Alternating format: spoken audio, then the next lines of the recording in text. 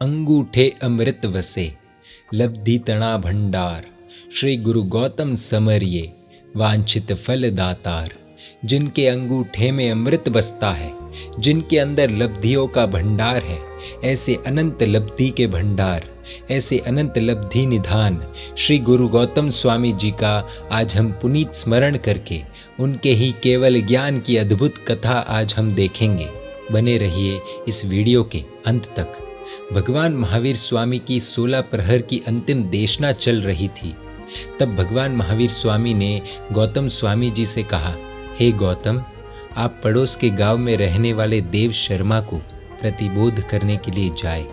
सोचने की बात यह है कि उस समय आपके निर्वाण का महत्वपूर्ण प्रसंग है, तो बाद में चला जाऊंगा, ऐसा कोई भी बहाना किए बिना अथवा मुंह बिगाड़े बिना गौतम स्वामी वहां से चल दिए, क्योंकि वे प्रभु की आज्ञा को सर्वस्व मानते थे। उनके लिए प्रभु की आज्ञा ही सब कुछ थी।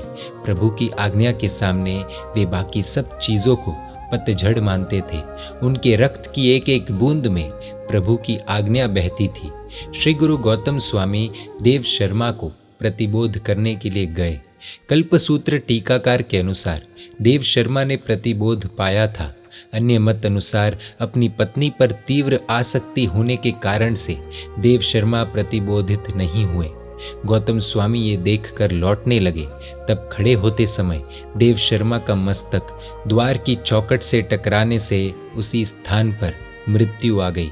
और हमारे जिन शासन का एक सिद्धांत, जैसा भाव वैसा ही भव, इस न्याय अनुसार, इस सिद्धांत अनुसार पत्नी की केशों में जू के रूप में देव शर्मा उत्पन्न हुए।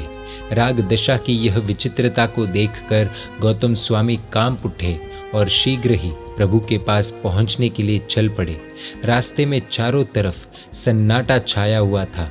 वातावरण में खिन्नता छाई हुई थी। सदा हरित, सदा फूले हुए वृक्ष भी पतझड़ का अनुभव कर रहे थे। हवा भी मानो गुमसुम थी। पक्षियों का कलरव शांत हो चुका था। आकाश में मानो उदासीनता बरस रही थी। पशुओं की आंखों से निरंतर अश्रुधारा बह रही थी। देवों के आवागमन में उत्साह का अभाव दृष्टि गोचर हो रहा था। मनुष्यों की आंखें भी रो रो कर सावली बन गई थी।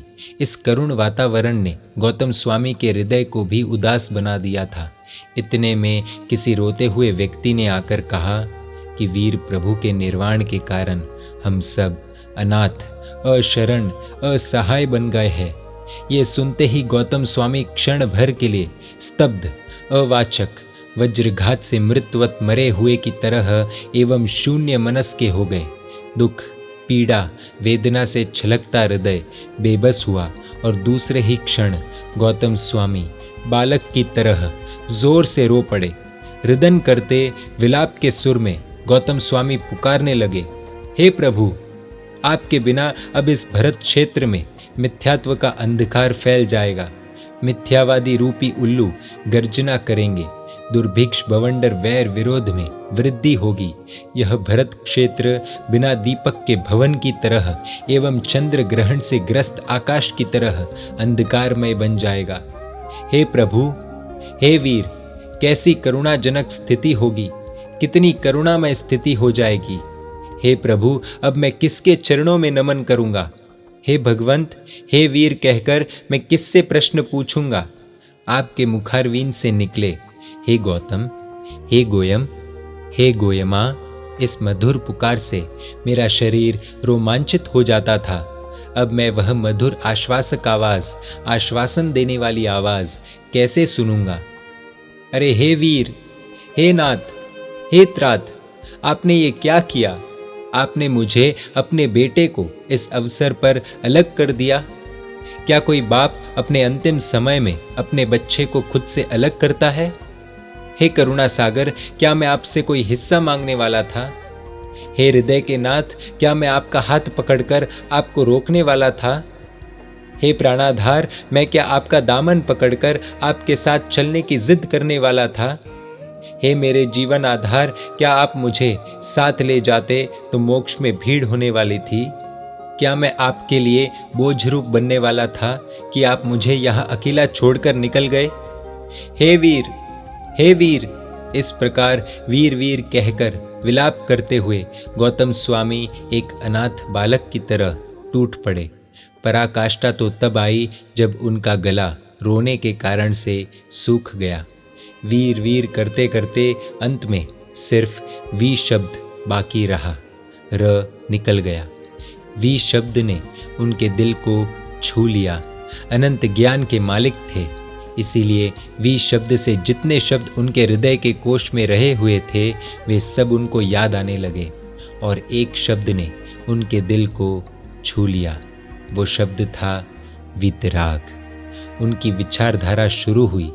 प्रभु तो वितरागी थे, मैं रागी बनकर दुखी हुआ था।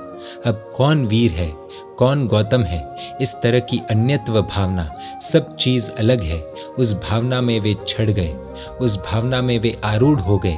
अंत में जिस चीज़ के लिए तड़प रहे थे वो घाती कर्मों का क्षय उनको हुआ और आज ही के दिन क्षपक श्रेणी प्रारंभ करके घाती कर्मों का क्षय कर गणधर भगवंत श्री गुरु गौतम स्वामी को केवल ज्ञान की प्राप्ति हुई। एक श्लोक हम प्रस्तुत करना चाहते हैं।